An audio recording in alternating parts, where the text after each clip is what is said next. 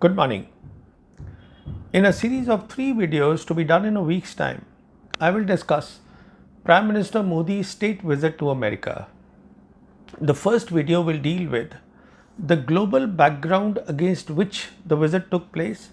Second video will be on the visit per se, what is it that India has agreed to give America and what it will get in return. And the third video will be on the impact of the deliverables as a result of the outcome of this visit on the Indian military. So let me start with the first, which is the global environment. Now there's a bit of an introduction here. So let me start from there. After the visit, External Affairs Minister Jay Shankar has told a few channels that he has seen the visits of other prime ministers also to America, and this one stood out in being unique and distinctive. How? Ambassador P.S. Raghavan, who is the chairman of the NSAB, has answered that.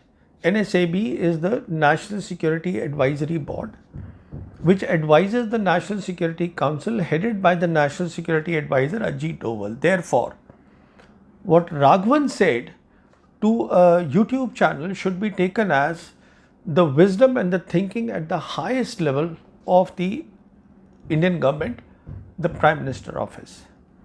Raghavan made 3 points. First, he said this visit was unique because it was about geopolitics.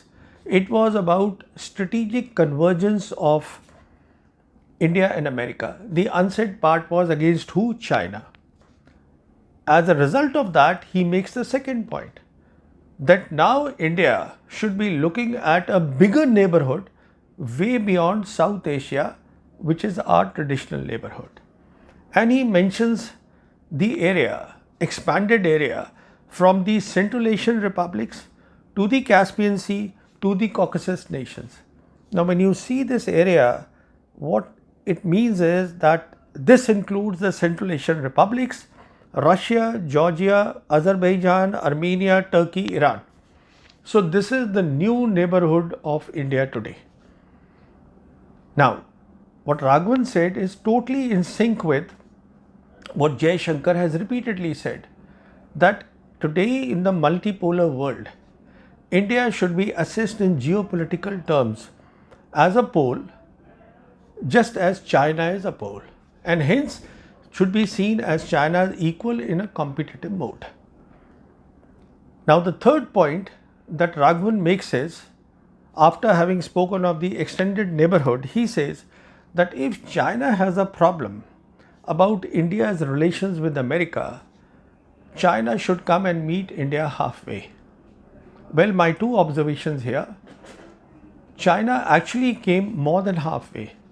In recent time, twice the foreign minister and once the defense minister came to India trying to normalize relations with India, which of course India did not agree to. And my second observation is, it will be a fallacy of the Indian leadership to actually believe that the Chinese think that Indians are their equal and China is in competition with India. China is today only in competition with America. So China wants cooperation with India. The competitive angle, as far as India is concerned, is only through the American prism. But let us see all the points which have been made by Jay Shankar and Raghavan. What is it that India is looking at? What does India want? In my assessment, what the Modi government is looking at is to be considered hopefully a member of the global north, which is the industrialized nations led by America, so that they support India to be the voice and the leader of the global south. This is that huge canvas that India is looking at. The question is, I am not sure if this is viable, but let's get back to the point which I made earlier, that as far as China is concerned, China sees India through the American prism, through that competition. And what is that competition? Well, it has been explained by the American president himself, Joe Biden, in a recent interview that he gave to CNN's Fareed Zakaria. Biden made some interesting points. Biden said what he has said earlier also, that today the world is at an inflection point. And in my thinking, the whole idea of Biden giving the interview to CNN was to make a case globally for the American allies and partners and for the American people as to why, despite his advanced age, he is seeking one more term in office, the second term. Because he said that there is an inflection point. There are a lot of things that I have started in my first term, which will take 5 to 6 years to finish. And he wants to remain in office to see that they are finished. And what are those things? It is about beefing of military capabilities. But I'll come to this a little later. Now, another interesting point that he makes is on NATO. He told Fareed Zakaria, the American president, that he had mentioned to the Russian President Putin, as far as NATO is concerned, it has an open door policy. So NATO will be strengthened and it will be expanded. In fact, the two outcomes that the Americans have in mind from the Russia-Ukraine war, when they went and provoked Russia to get into this war, which they have been doing for decades, the two objectives are, one, how to weaken Russia militarily, and the second objective was how to strengthen and expand NATO, and which is what is happening. Now we are already seeing Sweden is likely to become the 32nd member of NATO, and in this NATO summit, there are already now these 4 nations from the Indo-Pacific region, which is Australia, Japan, New Zealand and South Korea, which are there as observers. And through them, the whole idea of the Americans is to bring NATO, which is a North Atlantic alliance, military alliance, to the Indo-Pacific region. That means combine the two theaters of war. And this is being done already as far as NATO is concerned with these 4 countries through what is called individually tailored partnership program for increased interoperability. And already now the Americans are looking at a NATO office in Japan. But I'll come to this a little later. This is as far as joining the two theater is concerned. That objective is there and it is going full steam. That will not stop, irrespective of the objections of the French people, the French president. Now, let's come to what is immediately relevant to us, which is what did Biden say on the China policy? According to Biden, China does not want war. China does not want expansion of territory. So what does China want? See, this is the whole thing. China basically does not want global dominance through military power, which is what the Americans want. China is looking at global respect through the various acronyms which are there, and I have spoken of on multiple occasions, which are meant for common prosperity of people through the BRI, which is the Belt and Road Initiative, through the Global Development Initiative, Global Security Initiative, Global Civilizational Initiative. So they are looking at a global respect, which means basically that all the nations which are seeking common prosperity and cooperative security with Chinese help should be sensitive to China's concerns and their foreign policy. This is called global respect. So therefore, China is not looking at expansionism, but Biden made it very clear. First of all, he claimed that he is the only leader who has met the Chinese President Xi Jinping the maximum number of times. And according to him, while Xi does not want expansion of territory, he wants a united China from Taiwan to Tibet. And for the Indians, please include in Tibet, South Tibet, which is India's state of Arunachal Pradesh. And hence, what Xi Jinping has repeatedly been telling the PLA, that you prepare for two regional wars. Which are these two wars? The two wars of Taiwan and a war on the Indian border, which India thinks is a border war, basically to unite South Tibet or Arunachal Pradesh with the mainland. Then, Biden also said that she told him that, look, why are you beefing up these military capabilities in West Pacific, which is in Taiwan, in South China Sea, and in the Indian Ocean? And she specifically mentioned Quad. To this, Biden replied that we don't mean to surround you, US China, but we want to maintain stability in South China Sea, in Taiwan, and in the Indian Ocean region. Now, how do you maintain stability? By beefing up forces. The American thinking is that because their whole concept is based on military power. They have something like 760 military bases across the globe, of which today 330 are actually meant for China. So the whole thinking of this deterrence is that you should have military capabilities to avoid a war. Now, if you keep beefing up the military capabilities to avoid a war, you are actually getting the other side worried, anxious, that look, what's going on? Are you preparing for war? So they are likely to preempt. So by trying to avoid a war, you actually end up in a war. Now, as far as she is concerned, the most important thing, Biden is concerned, the most important thing that he said was, when he was asked by Fareed Zakaria, what sort of a relationship you are looking at with China? He says, we are looking at a working relationship with China, where there is competition and cooperation. The operative word is working relationship. Now, this is a thinking of the Cold War. So what the American administration is looking at is a new Cold War, something that the American analysts and the think tanks have repeatedly said.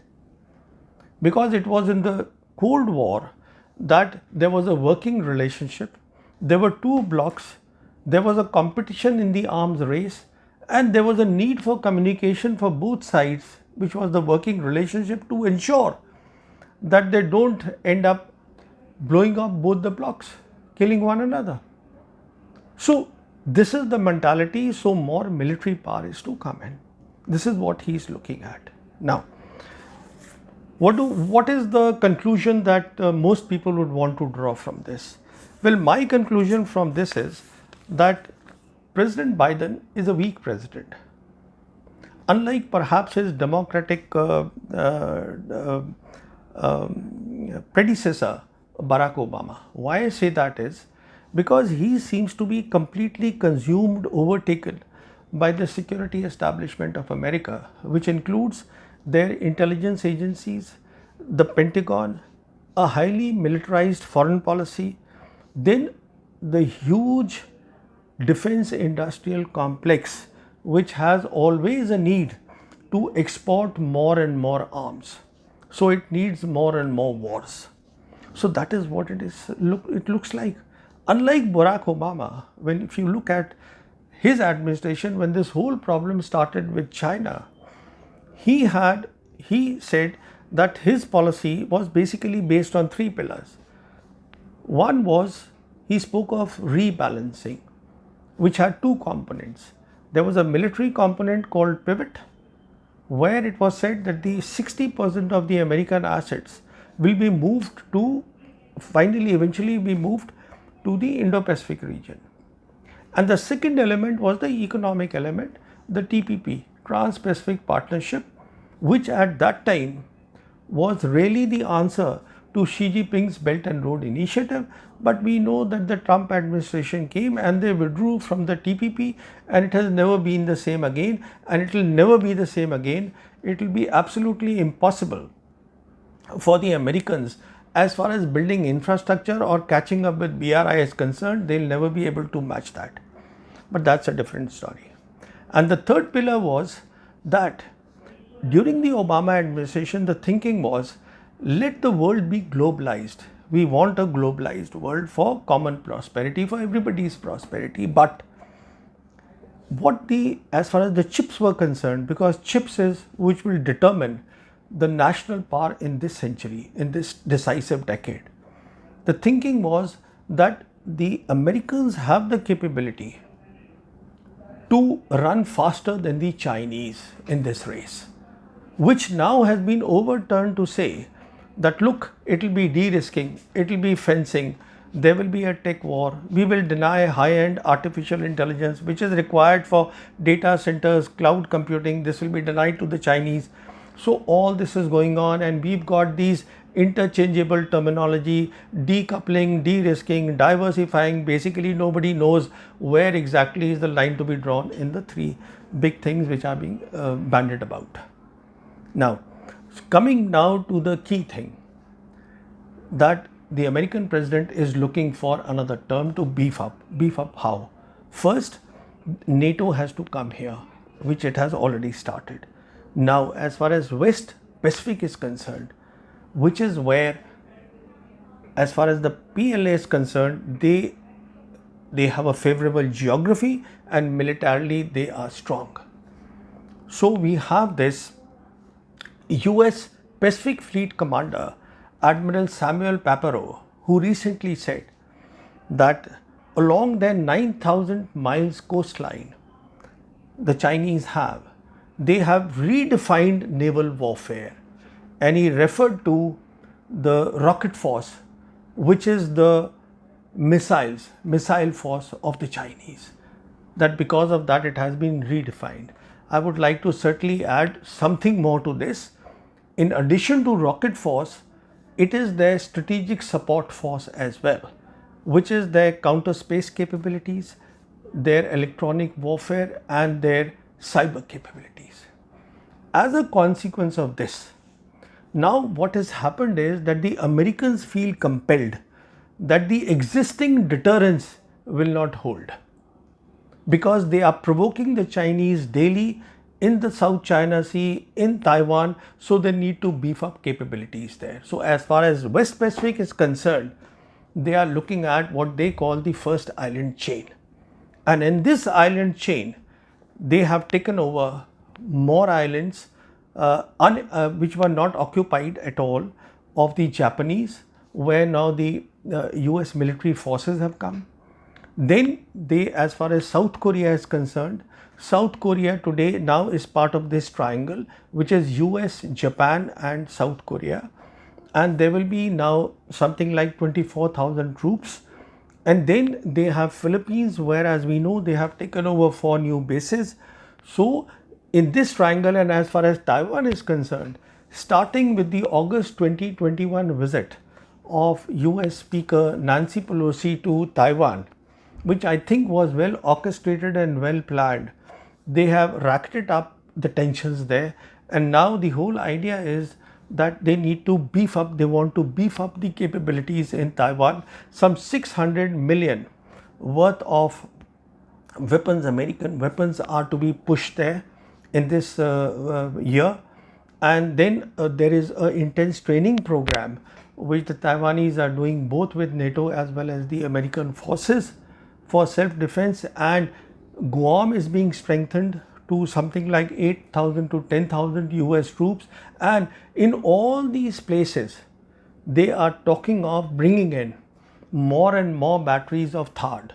THAAD is the Terminal High Altitude Air Defense.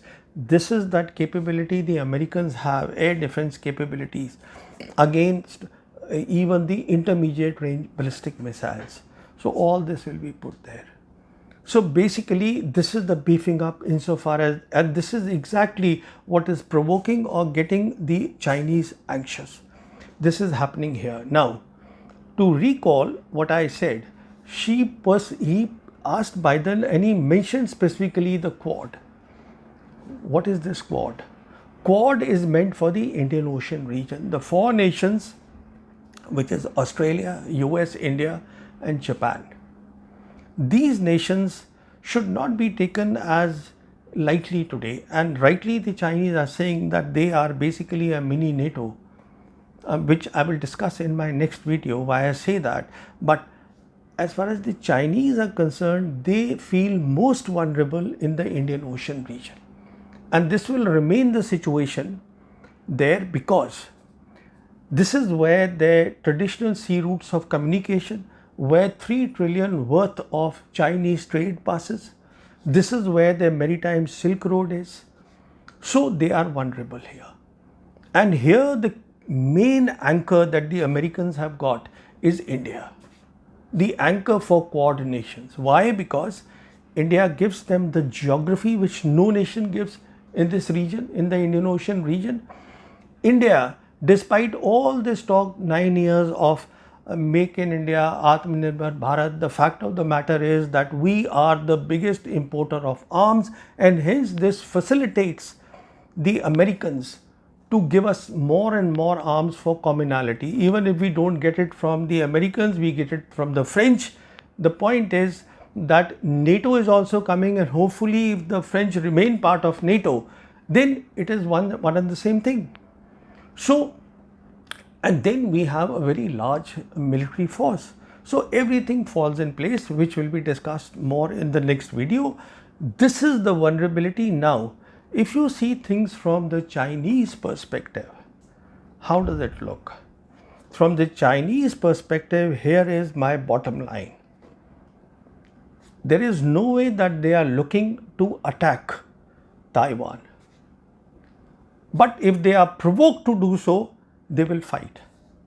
But if they have to break this whole momentum of the Indo-Pacific strategy and the momentum of the integrated deterrence, the only place to break that is India. In India, because India is the weakest link of Quad, which is where the Chinese vulnerability is the maximum.